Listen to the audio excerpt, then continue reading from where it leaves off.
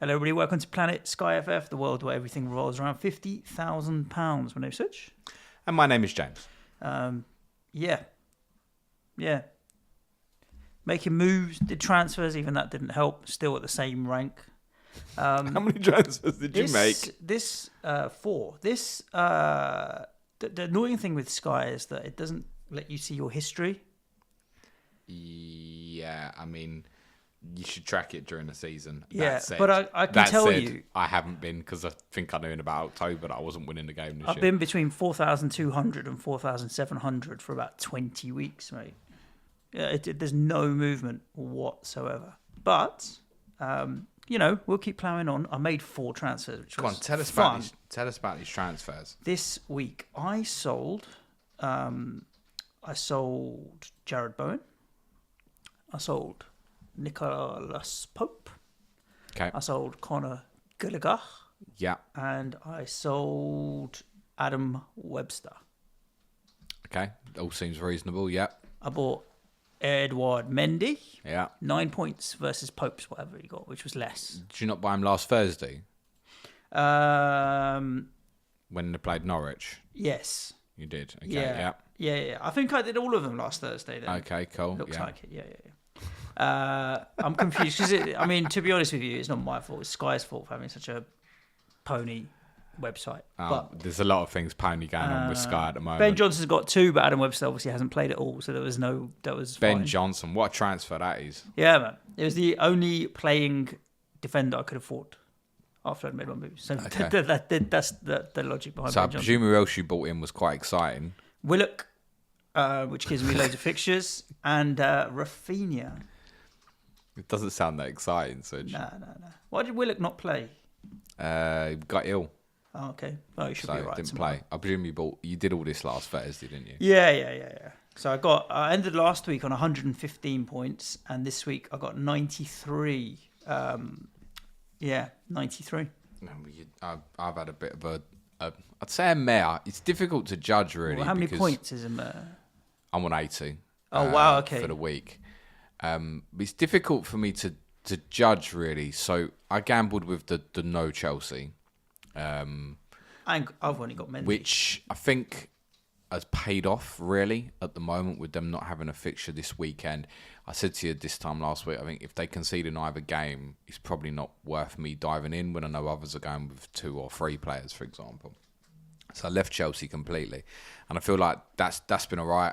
I got Rafinha instead. He did nothing on the Thursday, but then Rudiger was the Chelsea player I really would have wanted if I did go that way. And I wasn't going to buy Thiago Silva once I seen the Chelsea team against Norwich. So I went, well, he ain't playing against Newcastle now on Sunday. And that's how it transpired. They obviously played 1 fixture each. But Max Kilman's dropping for Wolves was all. He got 9 points. But he didn't play last Thursday against Watford, did he? No. Got dropped. And so I decided to act on it and get my cover for Everton and Newcastle there and then. And went for Fabian Schär,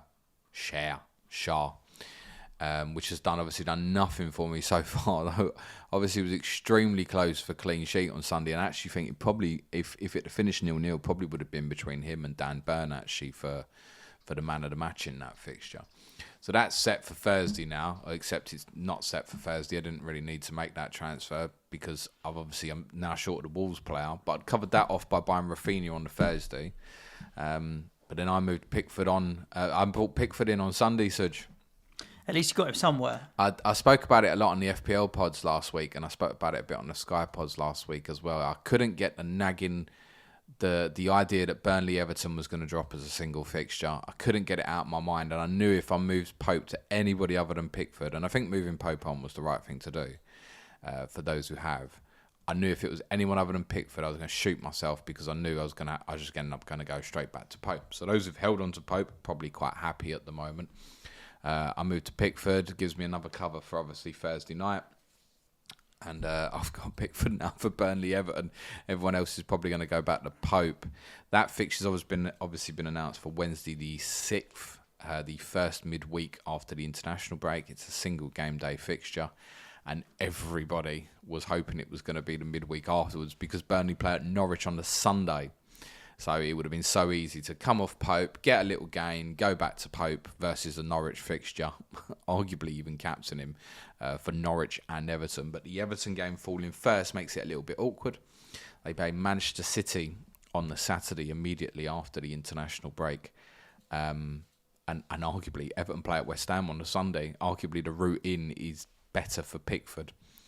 Plus you've obviously got further fixtures for both Everton and Burnley in the midweek of 33, we now know as well. So it'd be interesting to see what people are going to do with goalkeepers. I mean, what would you think as a Mendy owner? I mean, what's your plan at the moment for Burnley Everton? Obviously, it's skippable, without a doubt. Probably skip it.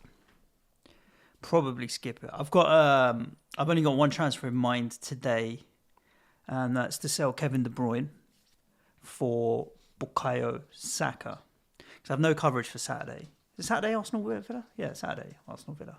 Yes, it's the only game Saturday. If I move Kevin De Bruyne on today, then I'll get Saka for today's game against Liverpool, which, fine, he might do something, he might not, but also Saturday's game. And the advantage of selling Kevin De Bruyne is that I'll stop captaining him over Cancelo. Well, here's my point. So not only did I gambled against Chelsea, I'd obviously sold Cancelo last week. 13 but I know this for me is the best asset in the game. But I just decided that I wanted to smash against it and try something different. And I do think that there's a bar the Burnley game. There's a case to say it's okay to be without City at the moment. We spoke about it, saying like if they didn't have the Monday night game against Palace, you'd be coming off all their assets. So I decided to completely go against it. I had Gallagher Monday night, and then who knows if Gallagher scores that chance in injury time, right? Gallagher ends on 9 points or 10 points or so, and then suddenly Cancelo's back down to a 7, and it's winning. But that stung me Monday night because I was surprised to see the amount of people still got like double City, got like Laporte as well, and they're both amazing value. So I've lost heavy there, but then these players are difficult to sell. It'll be interesting to see if people are going to come off the likes of Cancelo, Laporte tonight, because there's obvious games with, say, Arsenal and Tottenham, for example, if people decide to move that about. So I'm not likely to make any moves tonight or tomorrow or probably even Friday, Saturday, Sunday, or as it stands, I'm down to 13 left. What you got? 21. I am exactly 700th. I'm exactly somewhere between 4,250 and 4,750. It goes without saying I regret selling Cancelo. Yeah. I can see that. I regret not captaining the bastard. Fixtures were announced, Chase. Yes. Yesterday. Yes, and some very interesting ones. Obviously, Burnley, Everton, we knew. I think key points, and we could go through them all, but they're easy to find on the Premier League website. So we've got till the end of April, right? We've got it. Well, we've got all the way up to Monday, May the 2nd. Yeah. Manchester United, Brentford, and that is now a confirmed fixture on the Monday night following Manchester United's elimination from the Champions League last night. That game now will not move.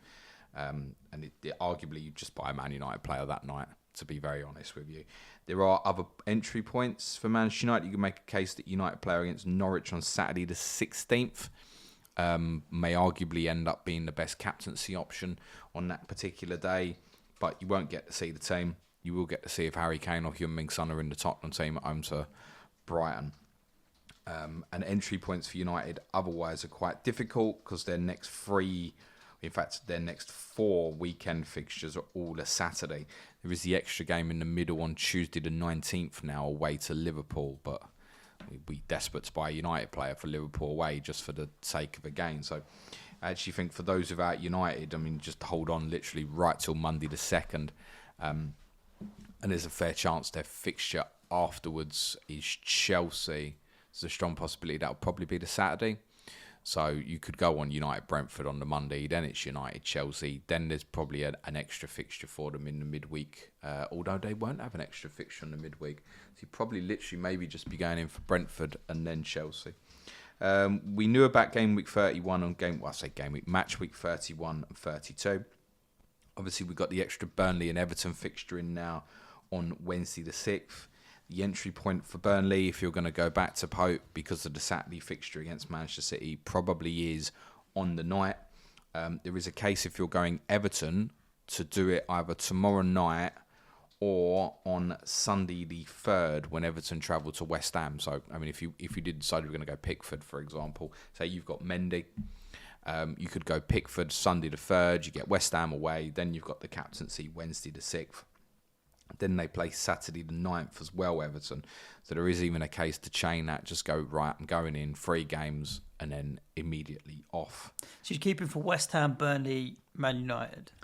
I haven't done a detailed plan as yet, but my thinking might be to do, that, move Pickford on Sunday the 10th onto Pope, actually, which might sound ridiculous because then it's after the captaincy day. It does depend a little bit on City, Liverpool and the Villa Tottenham fixtures on Saturday the 9th, and Sunday the 10th can switch. And it's also worth saying, and we covered this last week, there are 2 other fixtures on Saturday the 9th that could move to Sunday the 10th. Brentford against West Ham. Again, this is dependent on West Ham's Europa League involvement, and also Leicester against Crystal Palace. Leicester's quite an interesting one if that moves to Sunday the 10th, because that's an entry point, and they've got a few entry points now, Leicester. Remember we said about this coming week, do you go and buy them for Brentford this coming Sunday? Now you've got the Tottenham West Ham fixture. It doesn't feel so necessary. Go back to when they played Burnley on the single game day and reflected on it. I said, I think the big incoming for Leicester is probably going to wait. The issue with them, of course, as well, is if they're in Europe, it really blurs the lines in terms of... They've got a good lead, right? So tomorrow, second leg. What your gains are. But then, for example, if that Leicester Palace fixture moves to Sunday the 10th, I might even look at it as Pickford to Schmeichel, for example, and that'll cover off a few things further down the line. Because there is no doubt Leicester, as it stands, are going to have 2 extra midweek fixtures right at the end, although one of them will be against Chelsea. So Saturday night, Sunday the 10th, we knew about, but the landscape of it can change a little bit. City, Liverpool will revert to 5:30 on the Saturday, if either City or Liverpool are playing on the Tuesday in the Champions League immediately afterwards. When's the draw for that? Well, I imagine it'll be Friday. Right, okay. I would have thought, and I imagine that would be the case for... They'll do the Ropey and the Champions League together. I would have thought it will be all the draws on Friday. Then obviously you've got the FA Cup results at the weekend as well. So difficult going into teams without seeing the full picture. So, for example, Chelsea play 5:15 on Saturday at Middlesbrough.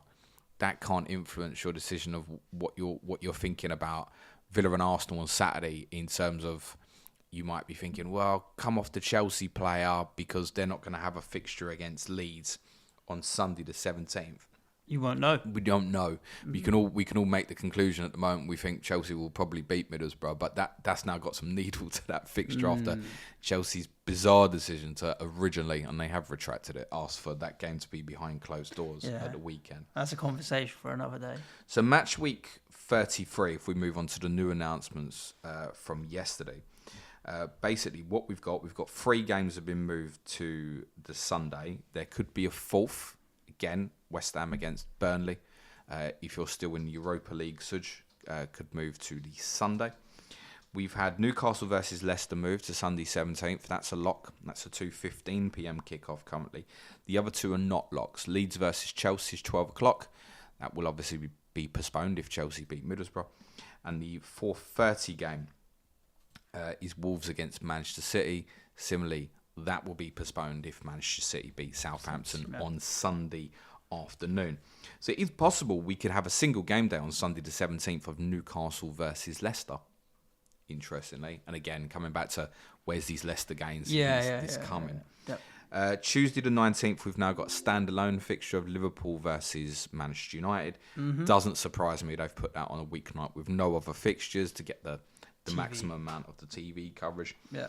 Wednesday the 20th, we've got fixtures added to that midweek now. So we've got Chelsea versus Arsenal. We've got Everton versus Leicester. We've got Newcastle versus Crystal Palace. And importantly, we've got Manchester City versus Brighton. Should the Wolves fixture be postponed, or to be honest, even if it stays, the fact Wolves and Chelsea have both got fixtures on that Wednesday the 20th and Sunday the 19th, I think means whichever one of them they play first is steaming for City and Sunday Chelsea. The 19th? Sunday the 17th. Sunday the 17th, sorry. Yeah. So the Sunday the 17th fixtures could go, but you still got the gain of the Wednesday the 20th, knowing that the Sunday the 17th fixtures will come back around towards the end of the season, right? Yeah. So I think City-Chelsea in those two midweeks certainly look like good entry points. To be honest, myself now with no Man City, I'll probably wait now. Rather than panic, I've got to have Cancelo at Burnley. Yeah, sure. He's probably a 20-pointer, but I've got alternative captaincy options at the weekend. I probably wait for that now, I think, especially if City-Liverpool does move back to the Saturday, which I think it probably will, because you could argue, obviously, if it's still the Sunday, then that's a different game just a little bit earlier on with Man City. But then if the Wolves game's off that we expect, then there isn't the game. So then I think you wait for Brighton. And similar is going to apply now, I think, for Chelsea as well. Chelsea obviously have Brentford and Southampton before. Again, good fixtures, but Saturday fixtures. Are you adding to it now? No, I think if you've added Chelsea, you've already been and done that, either on the Sunday gone or the Thursday before.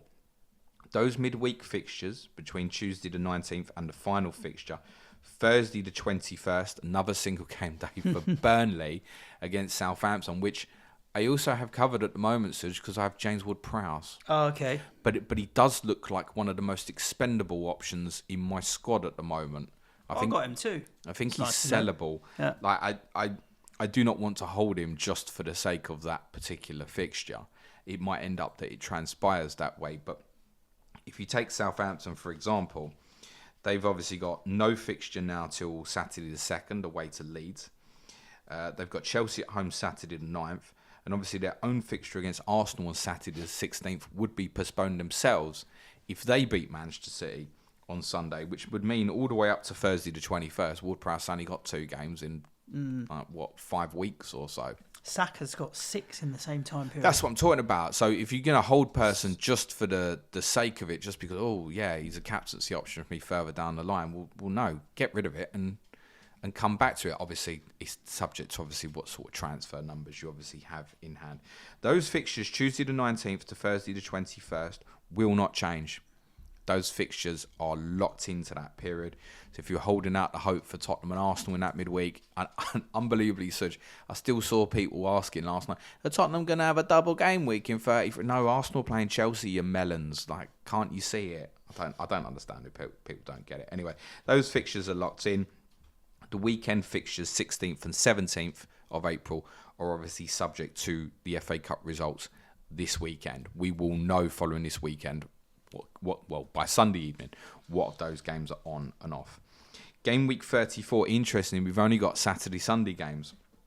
Now, a few of these can jump about again, subject to potential Champions League involvement.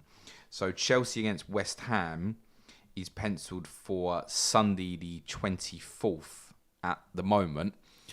That may well jump back to Saturday the 23rd if Chelsea are playing on the Tuesday in the Champions League following. And that would probably mean the 5:30 kickoff Brentford-Tottenham moving to the Sunday the 24th. But as that stands, you've got on the Saturday the 23rd, City at home to Watford. Liverpool are at Newcastle. Are they at Everton. They're at home to Everton, yeah. Sunday like. So amazing fixtures on the Saturday for Liverpool and City. Isn't that on the Sunday, Everton? Oh, sorry, that's the Sunday at the moment. That could also move back to the Saturday. If but say Liverpool swap with Tottenham, for example, Liverpool go back to the Saturday evening against Everton. Now you've got Tottenham at Brentford on the Sunday. So either way, your captaincy that weekend, whether it's Cancelo, Salah, Rudiger's, Harry Kane, there isn't actually a way where it's going to work out where you're missing. They're not all going to play on the Saturday. If Chelsea and Liverpool both have to move off the Sunday, let's say they draw each other in the Champions League, then Brentford-Tottenham is definitely going to get moved to Sunday 24th. And what's really cute and interesting about them 3 fixtures, Liverpool, Everton, Chelsea, West Ham, Brentford-Tottenham, they're all short distance travel games. So to move it from Saturday to Sunday or vice versa isn't that much of a big deal. Are you saying Chelsea could afford to do it in under 20 grand? I would say interesting. Tube tickets about £8.50 return. Story for another pod. It probably is not advisable at the moment to have Chelsea fixtures which are either or. And guess what? They've done that to them the following week as well, because they put them away to Everton on Sunday the 1st. Again, That's in match week 35. Should Chelsea play on the Tuesday in the Champions League semi-final the week after, that's going to revert back to the Saturday. Tottenham and Leicester is Saturday the 30th at the moment. It is a 3 o'clock. We've got a 3 o'clock Saturday kickoff for the first time in over 2 years at home, Such. But if Leicester are still in the Europa Conference League, then I'm absolutely raging that Tottenham and Brighton's been arranged for 12:30 on a Saturday in match week 33. So just to cover off, as said, finally, Manchester United Brentford's Monday the 2nd. Other fixtures Sunday the 1st currently is West Ham against Arsenal. Yes, 4:30 kickoff. Yeah. There isn't a provisional movement for any of the Saturday 30th fixtures if Everton Chelsea moves back, but obviously Tottenham Leicester might get forced to be moved on that day. So actually West Ham and Arsenal Sunday the 1st could become a single game day for those two teams. Yep. Arsenal will still definitely have an advantage fixture being the Tottenham midweek fixture. So there isn't anything. I thought this month was going to have some really odd ones. It's just the two Burnley games, really. Okay. Newcastle Wolves we've been prepared for. I think, look, you've got Newcastle playing tomorrow night, single game day. Wolves playing Friday night, single game day. Newcastle Wolves, therefore, should only really be skippable if the asset you invest in obviously gets injured between now and then. Then, of course, fine, you can make that call. But it's certainly... There's 3-for-1 gains and effective with captaincy, probably going to be 5-for-1s. So, yeah, if you haven't got any Newcastle or Wolves ahead of their fixture against each other, which lands on Friday the 8th, you should invest in one of those two teams at least in the next 48 to 60 hours or so before Wolves kick off with Leeds. Lovely, jubbly. So good that it's all kind of panned out as planned and as expected. In terms of what we predicted with the midweek fixtures, the only thing in terms of physical fixture was I thought Burnley-Everton was more likely to go into 32. It's gone into the match week of 31, so it's a week earlier than I expected. As said earlier, most of us were hoping it was going to be Burnley-Everton straight after Burnley at Norwich, so the entry to Pope was much smoother. And the only other one that I had on my plan that it's gone against is it's Villa-Southampton on that Thursday night now, whereas I'd predicted it to be Villa against Burnley. Did I say Villa-Southampton? I meant Burnley-Southampton. So Burnley-Southampton on the Thursday, and Sky are showing it as a... I don't know how the Villa-Burnley really should have gone into that midweek because they're still due to play each other on the weekend and match week 36. And there's every chance they're going to have to play each other like twice in 4 days. And we spoke about this when we did that Chip Talk pod a couple of weeks ago. It just doesn't make sense that particularly in the case... We had it last year, Villa and Everton played each other twice in about 10 days. But they had nothing to play for. It didn't matter. Burnley are fighting the drop. I don't think it's right to play the same team potentially twice in a week. It's not right. Cool. We've had quite a lot of questions on Twitter this time. That doesn't surprise me after the fixture drop. For a change, Suj, before we recorded. Should we do Ian Parron's question first? Oh, yeah. Ian, by the way, can I drop. Mr. Ian Parron will be joining me on the podcast in a couple of weeks while Suj is away. Yes, that will be the 30th. Wednesday, the 30th of March. It's the second Wednesday in the international break. Ian will be joining me on the podcast. Can't wait to have him on. Oh, well, he's top guy, and he's obviously got a lot of fixture experience and played Sky for a long time as well. He's in that bracket of people that prioritise Sky or Telegraph over FPL. Keen player. So good chat. Ian's a genius in terms of predicting what will fall what days. Ian, I'm sure, will already be looking at what day Tottenham Arsenal might land in match week 36 and stuff. Yeah. Right. So Ian said, how pleased are you boys that for once the fixtures actually dropped before you? It makes a change. I know this happens to other people as well. It does feel like it always happens to us. Nice to have the information. When you kind of pod every day, it's always going to come. But then, having said that, if I'd have been sitting here now and been looking at it and saying, right, let's try and predict it, I don't think I'd have been predicting it too different from. Certainly in terms of that midweek block in 33, I don't think I'd have been predicting it that different. It's just obviously the most useful information is those two Burnley single game days, isn't it? David Martinez says, do you, James, think Kulu can come close to matching Son's Sky returns for the rest of the season to justify the saving? Is Kulu a midfielder or a striker? He's a midfielder. He's a reasonable price. price. There, where you can afford to have an extra midfielder. Yeah, he's 8 point. I want to say 3 or something. Kulusevski. So cheaper than Saka, cheaper than Ward-Prowse. Have a look for us. Same price as Rafinha. In fact, I feel like he might be 8.1 actually. He's definitely in that low 8 bracket where there's a lot of other people, as you said, Ward-Prowse. 8-1. Yeah, Ward-Prowse, Coutinho and stuff, Rafinha. You could move to him. Obviously, I wouldn't. Same price as Højbjerg. Yeah, but Højbjerg's decent in this game, right? Kulusevski, you are of course relying on attacking returns. You may find you get the odd tackles here off him, interesting, and you may get the odd shots here, but it's not going to be a lot of tears with him. You are relying on his creativity, and he is. I think we can all see that now. Those of us who've seen him, he's more of an assister than a scorer. I think we can say there is a case, definitely, potentially, for people I think to still invest in Tottenham tonight. Because the gains are pretty clear. If we look at Tottenham coming up, obviously you've got Wednesday, you've got Sunday, and you've got a Saturday, and then you've got another Saturday. Then there's that block of midweek fixtures. So Tottenham have got 5 fixtures. We compared it to, say, Ward-Prowse. I mean, if we want to look at that one. He's only got 3. If Southampton Arsenal gets postponed, you're looking at 5 Kulusevski fixtures versus Ward-Prowse.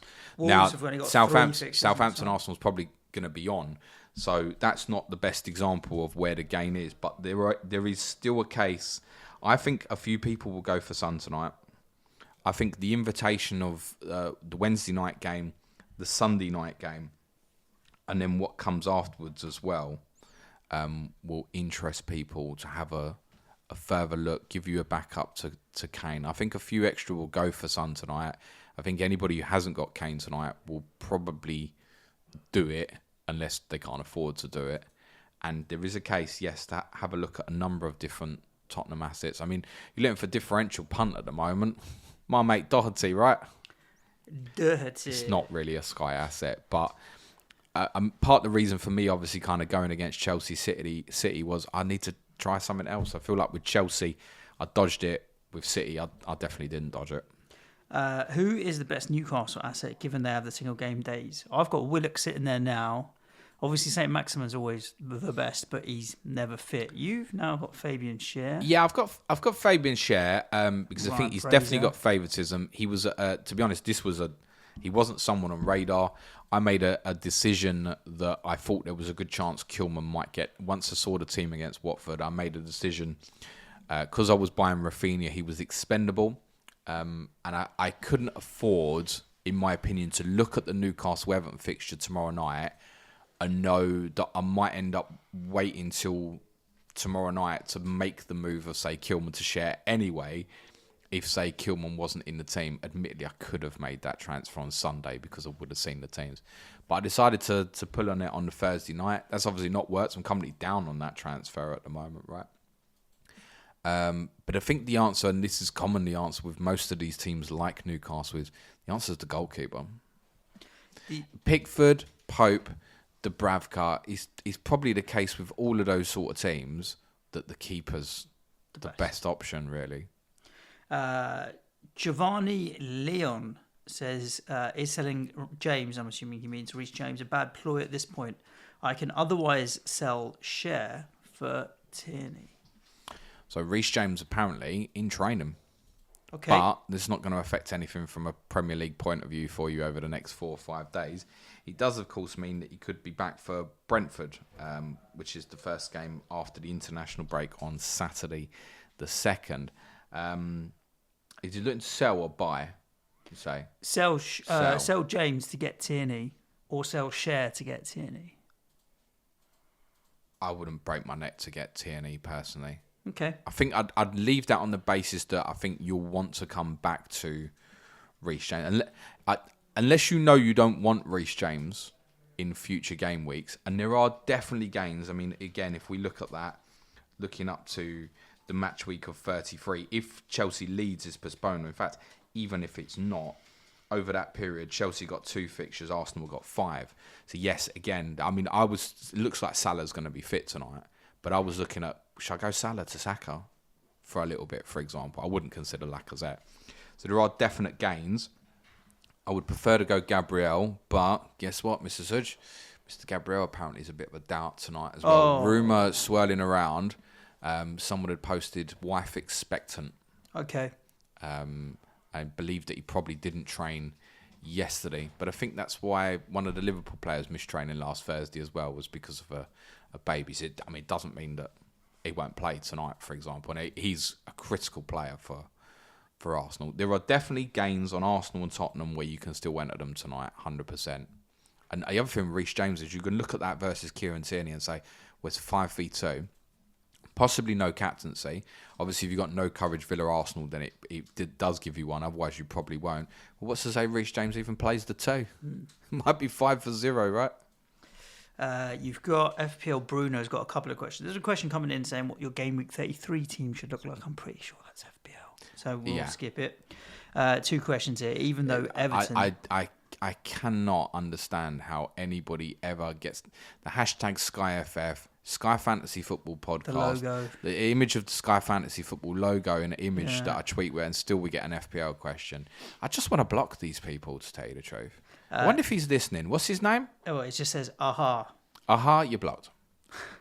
James is salty today. That's your title. Aha, you're blocked. Even though Everton were awful, should we be looking at getting one and holding? Not really. From Thursday. Not really. It's pretty messy. I think a few will consider Gordon because his budget might open up other transfers, and it's reasonable, but I can't even guarantee to you he stays in the team. The defensive players, absolute no. Pickford, I think, is reasonable. That's obviously the way I went on Sunday as my replacement for Pope. Calvert-Lewin, he missed. Did you? What happened to him? He was in court, weren't he? Was he? Yeah. It's the first 3.7 I got in ages. Did 58 miles per hour in a 50 mile per hour zone. Yeah, I know. I thought you were going to say crimes against fashion. No. We respect his fashion choices. Richarlison is the Sky Angel where he has been in previous years, but if you want to whack out one of your forward spots on an Everton forward at the moment, no, you don't. If it was on its own, I think Everton Newcastle would be skippable. It obviously is on its own, but it's not because of the future fixtures, Burnley, Everton and Newcastle Wolves. Therefore, it really shouldn't be. You should invest in one of the 2 teams. Where is difficult? Cheap options. I think goalkeeper. That's what I've decided. Cover that off with goalkeeper stuff. You mentioned Schmeichel earlier. I had Bruno's second question here. With them being in Europe, risk of rotation and no obvious need for Leicester apart from the 17th of April. Is Tielemans now a sell even before Sunday? Should add, it's got no coverage for Thursday or Friday. And on a 5-3-2, was thinking Tielemans for Everton, Newcastle, or maybe Neves on Friday. No, wouldn't bother. Okay, leave it. Wouldn't bother. I'd look at one of your 5 defensive players and ask if there's something you can move on there. Okay. Like if you're sitting there with Trent, can you move off Trent tomorrow night, for example? Something like that. Something out the box. You might, okay, I'll leave 3-4 million in the bank at the moment. Might be the way you want to look at it. Burnley Everton, we've discussed, is skippable, right? It's skippable, but I think in the case of Burnley, because it's Norwich afterwards, it might cover you a second captaincy even on Sunday the 10th. Because it's Norwich, you may decide to captain Pope. Some people will do that. I think you can still enter it. Burnley got another midweek fixture after. So when that fixture lands on Wednesday the 6th, there'll definitely be gains in terms of entering into, and let's be honest, we're only talking about Nick Pope here, buying him on that evening. And I think similarly with Everton, you buy on, if you don't have this week, you can still buy Everton on Sunday the 3rd when they play away to West Ham. Mm-hmm. And you can have there'll be a 3-0 over a couple of teams. Yep. So you should still, that's effective 4-0 then. You should still have something, I think. The single game days we've got, I think you should have coverage for. The ones we've got Thursday, Friday, Saturday, forget Sunday because there's 2 games. I think you should have some coverage for because there are gains somewhere within those 3 fixtures. Same with Burnley Everton, same with Burnley Southampton, same with Newcastle Wolves. Are they skippable? Yeah, of course. If you're in a really bad position for transfers, of course you can leave them. But there are entry points around the teams involved in these fixtures where I think you should be a part of it. Darren says, will there be any single game days to hold back transfers for? Well, we just discussed them all. So, yeah, I mean, there's still probably more to come. We've got another 3 weeks of fixtures we don't know about yet, and we've got 2 midweeks that are going to have some fixtures as well. There's more games to come. I do think, looking at my plan at the moment, I might even end up getting, subject to injuries, I might even have sort of possibly even 6-7 transfers left for the final 3 weeks or so. Is possible. It is really dependent on how that 33 midweek lands. The teams that play on the weekend, like City, Chelsea, before that midweek. Yeah. It's amazing how much Burnley, Everton, Newcastle and Leicester are getting talked about as the players. This is an issue in itself. Yeah, just buy a goalkeeper and a cheap player. There you go. That covers off a lot. Gary wants to know how the fudge do you move up in the rankings? Tough. I feel probably for the first time since playing Sky that I'm not that bothered about it. I mean, it doesn't make a difference to me whether I finish 2,000 or 200. Yeah, there's no money. I don't really care. I've got no chance in the mini leagues now and stuff. So it's more about the advice for other people. But I'm not bothered about the game. It feels a bit stale at the moment, if I'm being very honest. That's probably what a lot of people don't want to hear, but that's how I feel. AD says, are the new fixtures better or worse for people with more than average transfers? Good. Yeah, they're fine. Yeah, I don't think they're horrendous for those who are short either. But I think they're good. And once we get the weekend out of the way, it becomes a lot clearer.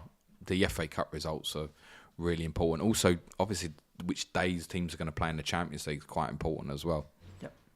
FPL Hindsight, it's his first season playing, and says, is it always this boring with the template being so small? It's not that. It feels like it's more templatey this year than any other. We spoke about it. Yeah, I think there's a number of reasons for that. Poor performing forwards, I think it's particularly one. People like Salah, Kane, Cancelo. It's all really obvious at the moment, isn't it? Yeah. We spoke about it either last week or the week before about, I think, price increases for so many players. But then, as I said, you can have the complete reverse where a 6 million defender breaks out and he still ends up in 100% of teams. But the difference with that is he's probably from a rubbish team. Yep. And then you can say, I don't want that. Or whereas like with Salah and stuff, Salah's been like basically 100% owned like all season. It's pointless. It's a 10-player game. Javo, last question of the show, James. Also a first-time player. Javo's obviously one of our patrons. I have been hovering around 350 to 500, but a couple of good weeks and has broken the top 250, having not played before. 15 transfers left. How to attack the rest of the season? Can't answer that because I don't know what your team is. Post it in the Slack channel. No, please don't. No, you can do. You can DM me even. That's not an offer to everybody, by the way, because I'm only going to tell you what I'm going to do with my own team, which I'm not too certain about, although I'm likely to do anything, as I said, in the next few days or so. Depends what you got, right? So if you got no coverage for Wolves Leeds Friday night or no coverage Everton Newcastle tomorrow night, like I do think you should attack it. I think the key one, like I said, I think City and Chelsea around that, and arguably even Liverpool as well, around that midweek, where I think because of the fixtures we've got this weekend, where obviously none of them play in the Premier League, probably a few people have come off or are coming off. Like we've spoken about the Arsenal game tonight, particularly. There's Tottenham games. I think getting back to them in that midweek on 33 or on the Sunday in Manchester City Chelsea's case, if they lose the FA Cup, I think it's going to be the real kind of slam into moment, I think. But then it's a little bit dependent on their Champions League involvement. If City go out the Champions League in the quarter-final and they go out of the and they're still in the FA Cup, then that night when they play Brighton on the Wednesday night and we can see their team, that's pretty much slam into as much as you can get. Yep. I think. Good. If that's the case. They're out of Europe. The title's up for grabs. They've still got future games to rearrange, therefore, with potentially Wolves and West Ham afterwards as well. Yeah, it's slam into them. Yep. Good. Listeners, make sure you're subscribed to wherever you are listening to the pod, because next week Go on. I was just going to say, what have you got captaincy for the remainder of this week? Yes, we always cover off a bit of captaincy. So tonight will be... I'm bust Kane or Salah? I'm bust on Kane, and I'll tell you why I'm bust on Kane, because I'm going to be at the Amex tonight, and I don't want to have it bust the other way if Salah doesn't start. He is fit, but I think it's a close call because Arsenal have improved massively over the last couple of months. So it's bust on Kane. If I can change it and Salah's in the team, I probably will, but I can't guarantee I'm going to be able to change it, and it's not going to be on my mind 10 minutes before kickoff. I see the Liverpool team. It's not going to be on my mind. So I think I'm going to end up captaining Harry Kane tonight, personally. I've got Willock tomorrow. You're on share? I haven't decided yet on tomorrow night, share or Pickford. I haven't decided. It'll possibly depend on the teams. But I think I'm going to go share, I think. Friday, I'm going to go Kilman over Rafinha. I've now got Rafinha back in, so I'll go with Rafinha. Saturday, I'll be Saka. It'll be my only asset that day. I've got Coutinho and Gabriel going into Saturday. So again, I mean, Gabriel suddenly could miss these next two. Would be my luck. I would probably go Gabriel actually over Coutinho. I think that would be controversial, by the way. And Sunday, I'm going to go Ben Johnson. Yeah, of course you are. I'll be on Kane as well for the Planet FPL derby, mate. I don't have any other assets that day other than Kane and Ben Johnson. I could obviously look at getting Kulu today or something like that. But by the way, if you do knock Seville out tomorrow night, in fact, no, you don't even need to beat Seville tomorrow night. There's a really nice 3-0 for a few with West Ham that same day you play Everton. Okay. Looking at getting Bowen back in for three really nice fixtures, isn't it? It's Everton... Brentford and Burnley, yeah. 3-0, Jared Bowen on that Sunday, or Mikel Antonio, obviously subject to them being fit or stuff. So, yeah, I've got that penciled to get Bowen like back in and straight back off again quite quickly with that. Yep. Particularly if City or Chelsea do play that Sunday, you just be in like a chain. Nice. Good. Listeners, as I said, make sure you subscribe wherever you're listening to the pod. If you want access to James's spreadsheet, then join our patreon.com/Planet FPL, where in Slack you share it each and every week with all the updated fixtures. Just like every day it's getting an update at the moment. And we'll speak to you next week about Sky Fantasy Football, where we'll have pretty much a fairly clear picture for the rest of the season. Stay safe, look after yourselves. Ciao for now. Thanks, everyone. Be nice to each other. Good luck this game week. Cue music, please, man, child.